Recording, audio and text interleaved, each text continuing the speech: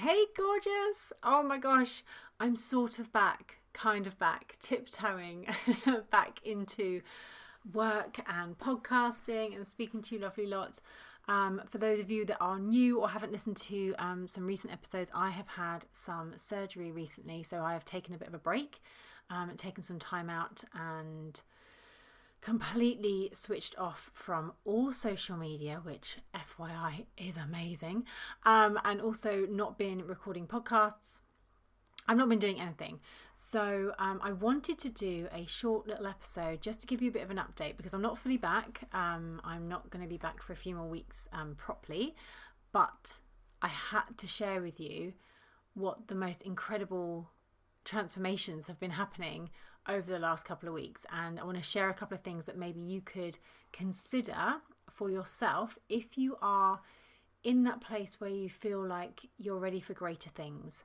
You're ready for greater things. You can feel the nudges from the universe. You've got those signs, you've got those ideas, and something is still just holding you back. Or maybe you just feel a bit odd. You know, here in the UK, we have kind of been coming out of lockdown for what feels like forever. Like we feel like we've been in it forever. It's just all kind of weird. And by the time this comes out, Christ knows what will be happening. Hopefully all these restrictions will have gone, but who knows. And I think from speaking to business owners and just regular people, you know, my regular friends who have what we would class as, you know, pretty regular lives, 9-to-5 jobs, families, you know, they feel a little bit out of sync. They're not really quite sure how to move forward in this new way of life after having such a tense 12 months, well, longer than 12 months really, of being in almost that fight panic mode of not really knowing what's going on. So I just want to share a couple of things that have come through for me over the last couple of weeks, and then maybe invite you to explore them yourself if you wish. So this episode is it's been labelled as part 1 because there is going to be so much more when I actually feel up to doing a full podcast episode for you.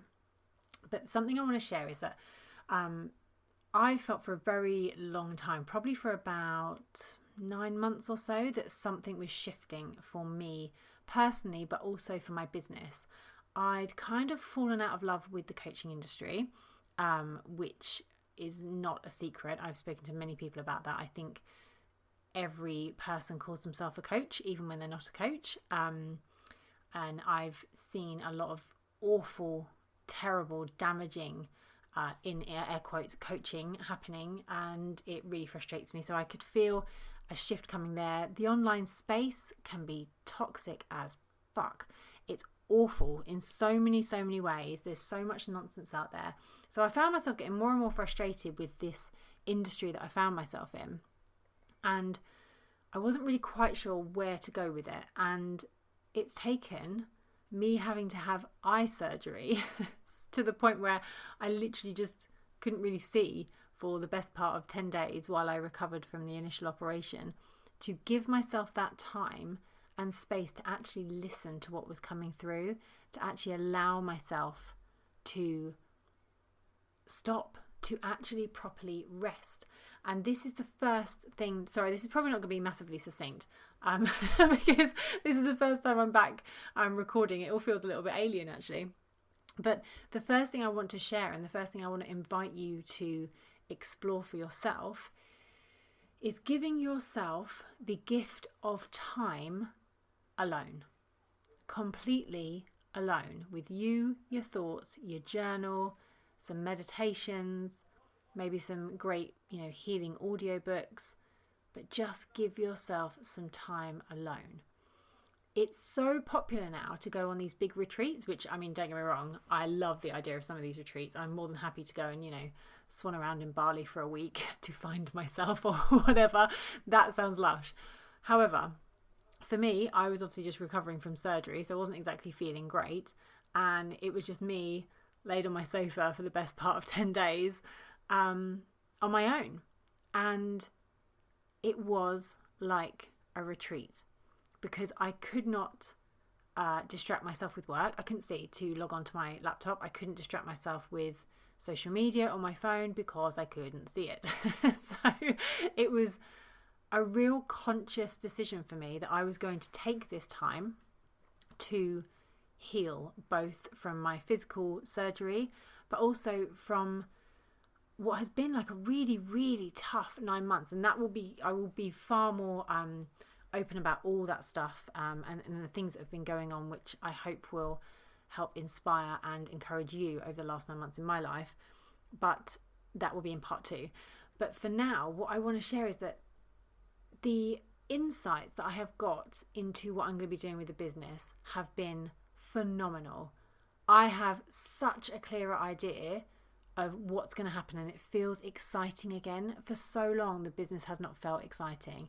And I don't know if you can, if that resonates with you, or if you're in a similar situation where sometimes you're just like, okay, the business is working, I'm making money, it's all kind of it's ticking the boxes, but I'm just not feeling it, and I didn't know why. And I closed my membership in March, I think it was, and I thought that was it, that would kickstart it. But it wasn't just the membership. I pretty much want to burn the business down completely and rebuild it, which I am so excited about. And I'm saying I'm going to rebuild it. It will look different from the outside, but ultimately it's still going to be following my passion of helping people and helping them step into their power and cut through all the bullshit that we're told from birth, to conform and do what society says. Like, enough of that now. We know it's time to wake up and create lives that work for us and help the collective. So I know that that's still going to be my passion, and it's just going to be coming through in a different way. So there will be some changes coming up, and I will be letting you know first. But the thing is, I didn't go to Bali. I didn't go to some beautiful yoga retreat and, do ayahuasca or anything like that to have these huge realizations that I had. And, in my personal life, and again, that will come more in part 2 once I've actually structured something out, because otherwise I'll be chatting with you for hours about all this stuff. But in my personal life, holy moly, the realizations of the stupid things I've been doing, the stupid self-sabotaging, detrimental ways I've been behaving and treating myself and viewing others, and it's just been huge. And I would not have had the time or the ability to even see myself and my behaviors and my business and everything in my life, my relationships, my friendships, my health, my fitness, absolutely everything. I would not have had the clarity of thought to even be able to tap into any of this stuff had I not actually unplugged and stopped. We see it all the time on social media, and I've definitely done this. And I post like, oh, I'm going to unplug and recharge. Sorry, I just bashed my lamp. I'm going to unplug and recharge. And I do that for like a day. A day is not long enough. It is not long enough. When you are in this online space especially, but you know what, even if you're just a regular Joe listening to this, or maybe it's the first time you found this podcast and you're not in the online space, you don't have a business, you're just listening to this because someone's recommended it to you maybe. We are always on our phones. We are so connected to everything all of the time. Honestly, I feel like my brain has finally started working again. I'm not constantly on Instagram. I'm not constantly having conversations with people. I'm not constantly thinking, I've got to share something to my stories, because heaven forbid they go blank for 24 hours. My stories have been blank for weeks. My followership has gone up. Go figure. I've put no effort into Instagram at all, and my followers have still increased. My amazing assistant has been taking incredible care of it, I have to say. She has been absolute superstar. So my grid is still being updated, but that's it. I'm not actually doing anything. I'm not on there all the time. I'm not checking Facebook. I'm not thinking, oh, I must do something on LinkedIn. Oh, I must do this. All the things I thought I must do, I have not done. And guess what? The sky didn't fall. Everything's fine. And I feel so much better. I feel a little bit more like myself. I feel like I've regained who the heck I am after just disconnecting from a really toxic addiction to my phone. I'm just on it all the time. So And I didn't realise, like I honestly didn't realise. I thought I was quite good. I have it on silent, I have it on airplane mode when I go to bed and all that kind of stuff. I was like, oh, I have this totally under control. So didn't. So what can you do to give yourself your own little mini retreat? Now, as we know, like depending on what the government have decided about where we can go, what we can do and who we can see and all that jazz by the time this goes out, what can you do? Could you actually send the family away? You know, if you don't have the benefit of living on your own, could you send the family away and just spend a couple of days on your own at home? Could you go and stay in a hotel for a few days by yourself, no distractions, and just tune in, just be, rest, sleep, meditate, listen to books. I did a podcast before I went off and had my surgery on a book called Healing is the New High. Great book. I listened to that another couple of times during my recovery. Another book which I found useful, and if you're a woman it might be a useful book for you to listen to, it's called Existential Kink, and I'm sorry I can't remember the name of the author. I'll pop it in the show notes. I think it's Catherine something, but that was really interesting as well, about how we hide from our shadow side. And I'm not a big believer in this whole like light and shadow, because we are whole, we are who we are, and our little darker sides, our little dirty dark secrets, that those parts of us that we don't necessarily show out to the public, they're just part of who we are. They're nothing to be ashamed of. But what I found fascinating and what I learned from that book is that we can have ways of being that are so ingrained into our subconscious that we are completely blind to them. Completely blind to them.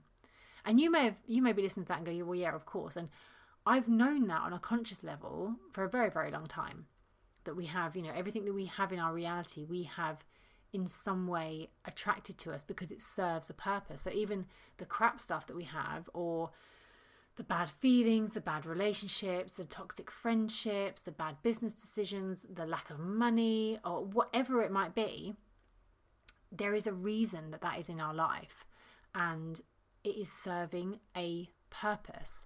There is some kind of freaky way that we enjoy that kind of struggle, whatever struggle we're creating. And that book I found really, really useful to help identify some of my darker, weird ways that I was attracting and sabotaging different things in my business and personal life that I had no clue were even there. And one of them, and I'm pretty good at going into deep meditation and you know, going back into even past lives sometimes, but I traced one of them back to the age of 2. Age of 2 years old is when the belief I had that I was a victim was put into my little brain, and I just nurtured that for the next 36 years. So again, I will go into more of this. I am planning on doing a real honest, open conversation about all this stuff, and some mental health stuff that I think needs to be discussed as well, especially in the online business space. And that will be in part 2 once I'm fully recovered and well to go into it. But honestly, that book was kind of bizarre. Existential Kink it's called. I'll put the details in the show notes. It was a bit bizarre, but it did really help me have some light bulb moments.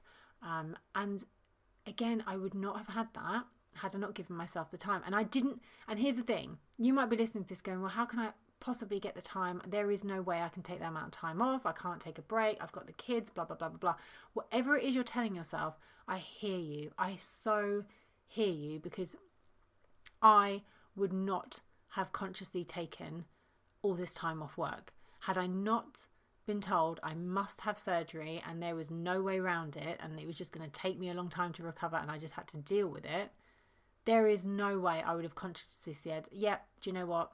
The ex needs to take the kids for a couple of weeks. I need some time to sort my shit out. I would never have done that. My hand was forced into this situation. So I completely understand if you're listening to this and thinking, I can't possibly do that. I do hear you and I know where you're coming from, but I am telling you, it may be the most beneficial way of spending anywhere between a weekend to a week that you could ever do. So if you are feeling remotely trapped, lost, unsure, uncertain, overwhelmed, like everything's just a bit too much, consider giving yourself the gift of time, having a break. Shut that phone off.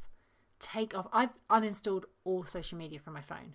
Oh my God, it's bloody amazing. I mean, I don't know whether I'll be able to continue that because I don't know if I can post to stories from my laptop. If I can, that is what I will do. I will go on, do it, go. Be done. But, you know, I am not going back to how it was before. So that is like a little update for you because I've really missed you. I've really missed talking to you. I've really missed recording episodes. I've missed working. You know, I'm not gonna lie, I love doing what I do. I really miss my clients. I can't wait to get back to just working with people and doing that again, and just getting back to actually having those really meaningful, amazing, transformational conversations with people. And the podcast is absolutely part of that. So lots of changes coming. There will be a few more encore episodes after this because I'm not rushing back. I am going to take plenty of time to heal. I'm not quite there yet. So yeah, there'll be a few more encore episodes, but I really want you to take notice from my lessons, okay? As I said, in part 2 of this, which will come in a few weeks, I will share more, but I was in a dark place before this surgery. Very, very dark, scary dark. And I don't want any of you to have to go there or maybe go back there. Maybe you've experienced those dark places in your mental health. I don't want any of you to ever have to go there or go back there because you're feeling like the expectations on your life are just too much. Like you've got too much to do. You cannot take care of yourself when you know you really need to. Stopping is sometimes the best thing we can do to truly rejuvenate and rest. Have an Epsom salt bath. Eat good nutritious food. Maybe do a juice cleanse if that resonates with you. Just be quiet. Just listen, tune in, speak to your angels if that's your thing. Journal. Holy cow. I mean, bear in mind, I still can't really see. I have nearly filled up an entire journal. Whether I will ever be able to read a single word of it again, I don't know, because I couldn't see what I was actually writing. But man alive, I have written tons. So journal. Get a new journal, new notebook. Start writing out how you're feeling, what's going on. What is making you feel stuck about your business? What is holding you back from making that next jump in your income? What is stopping you having that conversation with that important person in your life? What is holding you back from leaving, starting, or renewing a relationship? What is holding you back from all those beautiful, amazing things in your life that you know you can have? You know they're there for you, babe. You know they're there. What is holding you back? You will not find the answers to this unless you allow yourself to get quiet and listen to what is coming through. Because you absolutely have all the answers within you. I had all the answers within me. I just didn't realize where they were. I wasn't quiet enough or still enough up until now to actually find them and listen. So, gorgeous one, please take this as a little sign. If you've been feeling a bit overwhelmed and you're not quite sure what the next step is, to tune out. Don't listen to any more podcasts for a week or so. Don't listen to anything else from anyone. Don't sign up to any more marketing programs. Don't try and do anything else. Just stop. Take a break. Go and check yourself into a hotel, or get some family to look after the kids for a couple of days. Do what you need to do to put yourself first. Stop and tune in. And I genuinely would love to know how many of you do this. I'm really curious to know how many of you do this and how you find it. So I will say, please do message me on Instagram. I won't be on there for probably, after this has been published, maybe a couple more weeks. But I do really, really want to know. It's only me that sees my DMs, by the way. No one else, even my assistant, doesn't see my DMs. So you are free to share whatever you want to share. It will only be me that sees them. But I would love to know how many of you actually take this up, and we can have a chat about what came through for you and what you discovered. So I'll put the link to that book that I mentioned in the show notes. And if you are interested in the healing book that I talked about, I did an episode on that a few weeks ago called Healing is the New High. Great book, definitely worth a listen. And until I come back properly with part 2 and when I'm fully recovered, I wish you love, happiness, peace, and all the good things. All the good things, my beautiful. And yeah, a couple more encore episodes in the next couple of weeks, but I will be back and I will see you very, very soon.